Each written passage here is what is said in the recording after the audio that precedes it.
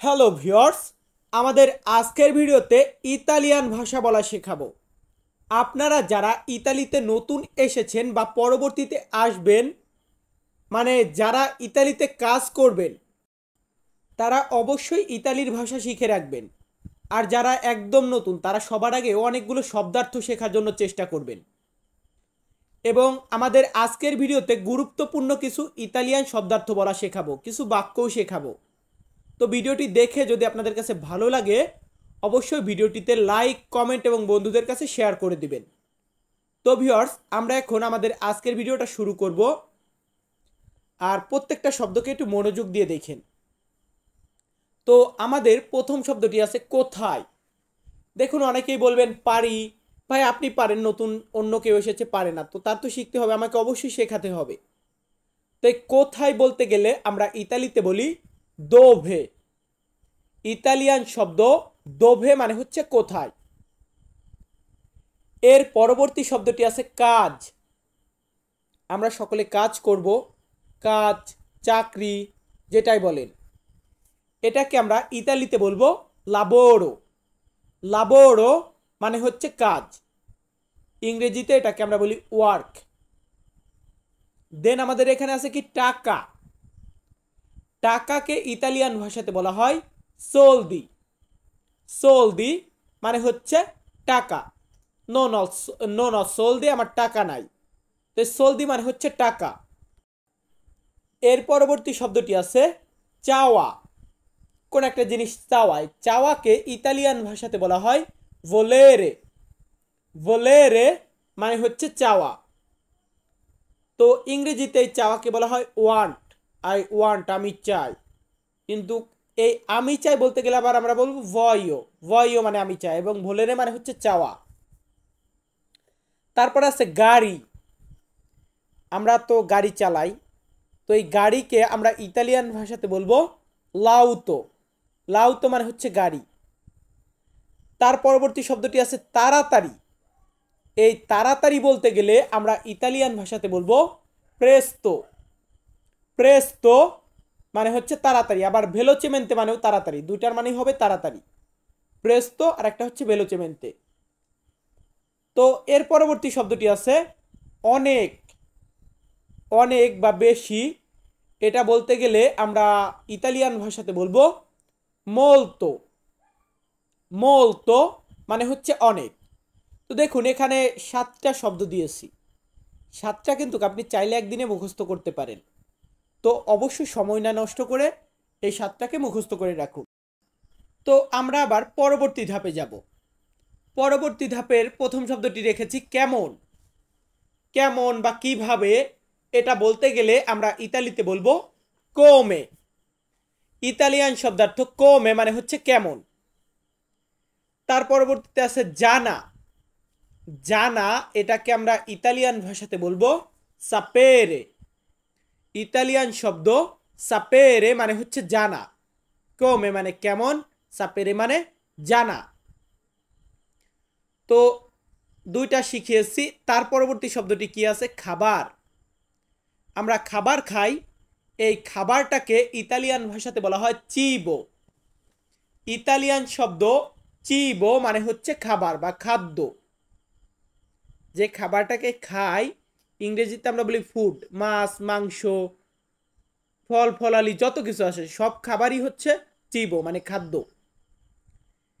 যেমন দেখুন, একটা খাবারের নাম দিয়েছি রুটি।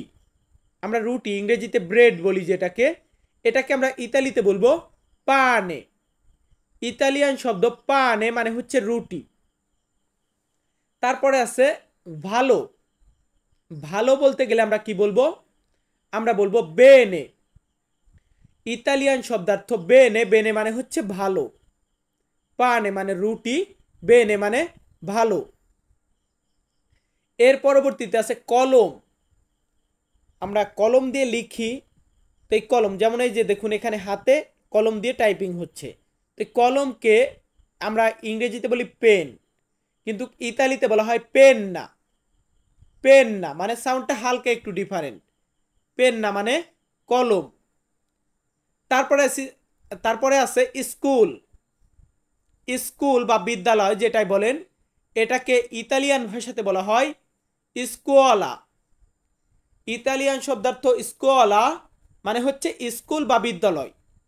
তো এই যে আরও 7টি শব্দ দিলাম, আমরা এর পরবর্তীতে আরও 7টা শব্দ শেখাবো, তারপর বাক্য শেখাবো। তো এর পরবর্তী শব্দটা আছে এটা।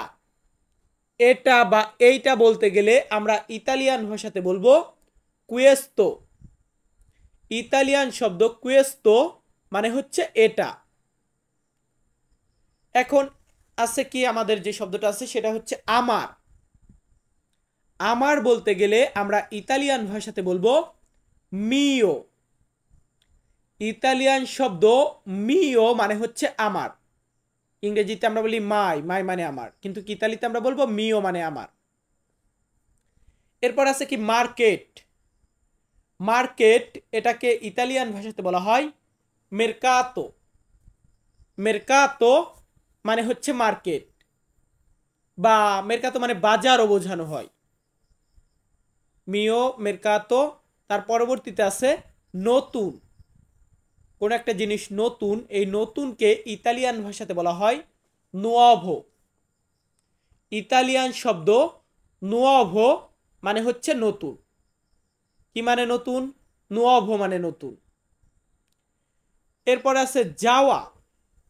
কোথাও একটা যাওয়া, ইংরেজিতে আমরা বলি গো। গো মানে যাওয়া, কিন্তু এটাকে ইতালিতে বলা হয় আন্দারে। ইতালিয়ান শব্দার্থ আন্দারে মানে যাওয়া।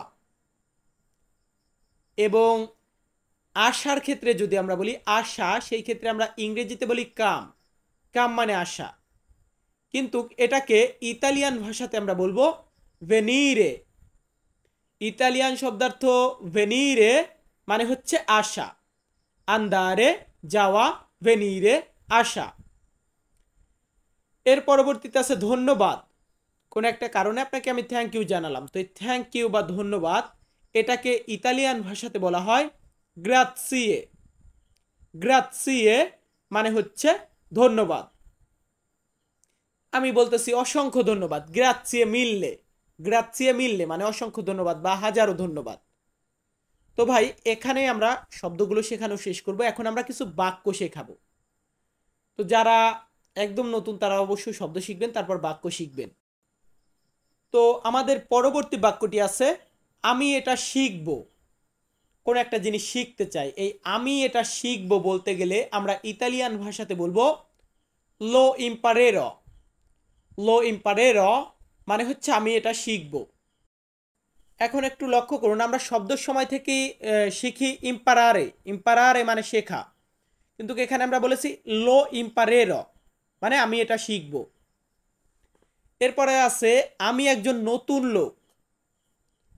আমি একজন নতুন লোক এটা বলতে গেলে আমরা ইতালিয়ান ভাষাতে বলবো সুনো উন রাগাজ্জো নুয়োভো। সুনো উন রাগাজ্জো নুয়োভো। তবে এখানে একটি কথা আছে, যারা মেয়েরা দেখতেছেন মানে বোনেরা যারা আছেন তাদেরকে একটা কথা বলি, এখানে আপনারা বলবেন না এটা যে সুনো উন রাগাজ্জো নুয়োভো, কারণ সুনো উন রাগাজ্জো নুয়োভো ছেলেদের ক্ষেত্রে বলা হয়। সুনো উন রাগাজ্জো আমি একটা ছেলে, নুয়োভো নতুন, বা আমি একটা লোক নতুন, এমনটা বোঝানো হয়। যাই হোক, এরপরে আছে আমি আজ যাব বা আমি আজকে যাব। এটা বলতে গেলে আমরা ইতালিতে বলবো আন্দ্র অজ্জি। আন্দ্র আমি যাব, অজ্জি আজকে। এরপর আমি একটা গাড়ি কিনলাম, এটা আমার নতুন গাড়ি।